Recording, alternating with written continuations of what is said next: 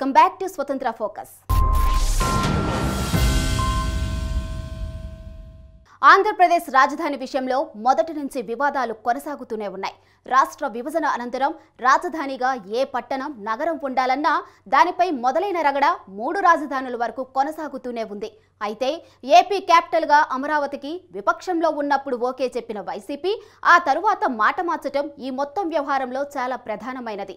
అక్కడి నుంచి మొదలైన రగడ, గందరగోళం ఇంకా ఎన్నాళ్లు కొనసాగుతుందో తెలియని పరిస్థితి.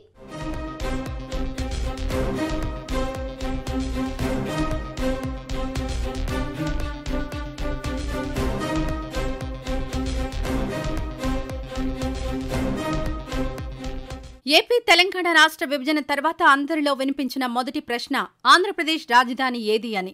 దీనిపైనే శివరామకృష్ణ కమిటీ అప్పట్లోనే కీలక సిఫారసులు చేసింది. ఏపీలో అతిపెద్ద రాజధాని ఏర్పాటు సరైంది కాదని తేల్చింది. రాజధానిని వికేంద్రీకరించాలని సూచించింది. ప్రభుత్వ వ్యవస్థలను ఒకే చోట కాకుండా వివిధ ప్రాంతాల్లో ఏర్పాటు చేయాలని పేర్కొంది. మరీ ముఖ్యంగా రాజధాని ఏర్పాటు సమయంలో సారవంతమైన పంట పొలాలకు వీలైనంత తక్కువ నష్టం జరిగేలా క్యాపిటల్ నిర్మించాలని సూచించింది. అయితే ఈ సిఫారసులను పక్కన పెట్టి అమరావతిని రాజధానిగా ఖరారు చేసింది నాటి టీడీపీ ప్రభుత్వం.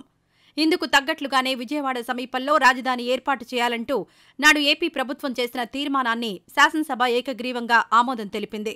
అప్పట్లో విపక్షంలో ఉన్న వైసీపీ సైతం రాజధానిగా అమరావతికి మద్దతిచ్చింది. అయితే ల్యాండ్ పూలింగ్ సహా ఇతర విషయాల్లో భారీగా అవినీతి జరిగిందని ఆరోపించింది వైసీపీ. ఎన్నికలకు ముందు పెద్ద ఎత్తున పుస్తకాలను సైతం ప్రచురించింది. అయితే 2019 అసెంబ్లీ ఎన్నికల సమయంలో స్వయంగా తాడేపల్లిలో నివాసం ఏర్పాటు చేసుకున్నారు వైసీపీ అధినేత జగన్. అమరావతి నిర్మాణానికి, రాజధానికి అన్ని విధాలా మద్దతు ప్రకటించారు. కానీ ఆ తర్వాత అధికారంలోకి వచ్చాక మాత్రం సీన్ రివర్స్ అయింది.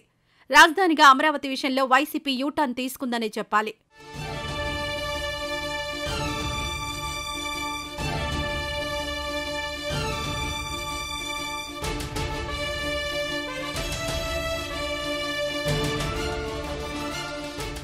ఎవరూ ఊహించని విధంగా 3 రాజధానుల పేరుతో కొత్త ప్రకటన చేశారు సీఎం జగన్. 2019 డిసెంబర్ 17న అసెంబ్లీ వేదికగా 3 రాజధానులపై మాట్లాడిన ముఖ్యమంత్రి పరిపాలనా వికేంద్రీకరణే తమ విధానమని చెప్పారు. దీంతో ఒక్కసారిగా ఆందోళనలు మొదలయ్యాయి. అయితే సీఎం ప్రకటన నేపథ్యంలో అందుకు తగ్గట్లుగా 2020 జనవరిలో సీఆర్డీఏ రద్దు బిల్లు, ఏపీ పాలనా వికేంద్రీకరణ బిల్లులు ఆమోదించారు.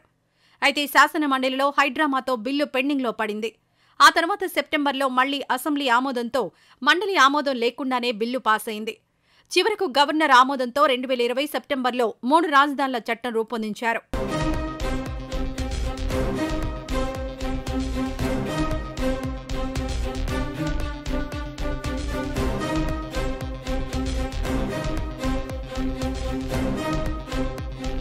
ఓవైపు విపక్షాలేమో అమరావతి రాజధానిగా ఉండాలని అంటాయి. అధికార పక్షం 3 రాజధానులని చెబుతుంది. దీంతో పోటాపోటీ నిరసనలు, దీక్షలు, కార్యక్రమాలు జరిగాయి. అదే సమయంలో రైతులు న్యాయస్థానాల్లో కేసులు వేశారు. దీంతో న్యాయపరంగా 3 రాజధానుల అంశానికి చిక్కులు మొదలయ్యాయి. ఫలితంగా ముందుకు వెళ్లడం జగన్ ప్రభుత్వానికి కష్టంగా మారింది. చివరకు ఏపీ హైకోర్టులో కేసు విచారణలో ఉండగా తుది తీర్పు వెలువడే ముందు 2022 మార్చి నెలలో తాము చేసిన 2 చట్టాలను ఉపసంహరించుకుంది ఏపీ ప్రభుత్వం. ఏపీ సీఆర్డీఏ రద్దు, పాలనా వికేంద్రీకరణ పేరుతో చేసిన 2 చట్టాలను జగన్ ప్రభుత్వం వెనక్కి తీసుకోవడం అప్పట్లో సంచలనం సృష్టించింది. అయితే ఆ తర్వాత తీర్పు వెలువరించిన హైకోర్టు రాజధానులను మార్చే విషయంలో శాసనసభకు అధికారం లేదంటూ ఆదేశాలు జారీ చేసింది. అంతేకాదు రాజధాని నిర్మాణం పూర్తి చేయాలంటూ కాలపరిమితి సైతం విధించింది. ఈ ఆదేశాలపై సుప్రీంకోర్టుకు వెళ్లింది జగన్ సర్కార్. కానీ దీనిపై ఇంకా తీర్పు రావాల్సి ఉంది.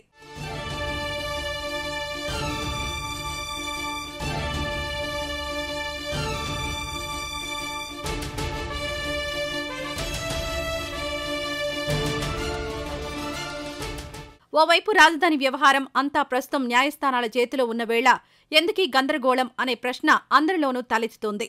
అయితే చట్టం పరిధిలో ఉన్న అంశంపై అందుకు లోబడే వ్యవహరిస్తున్నట్లు చెబుతున్నారు వైసీపీ నేతలు. అయితే ఈ వ్యవహారంలో అనేక సందేహాలు వ్యక్తం చేస్తున్నారు విపక్ష నేతలు.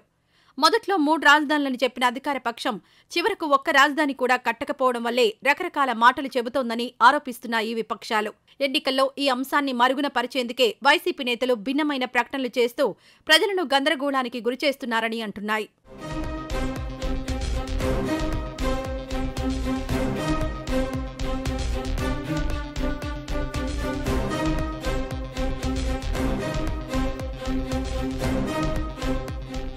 రాజధాని అన్నది ప్రజల సెంటిమెంట్లతో ముడిపడిన వ్యవహారం.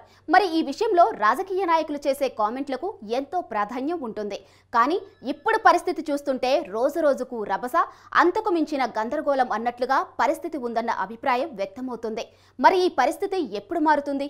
ఆంధ్రప్రదేశ్ రాజధాని విషయంలో క్లారిటీ ఎప్పుడు వస్తుంది అన్నది ఏలిన వారికే తెలియాలి. మరి ఇది ఇవాల్టి స్వతంత్ర ఫోకస్. రేపు మరో అంశంతో మళ్ళీ కలుద్దాం. అప్పటి వరకు చూస్తూనే ఉండండి స్వతంత్ర టీవీ.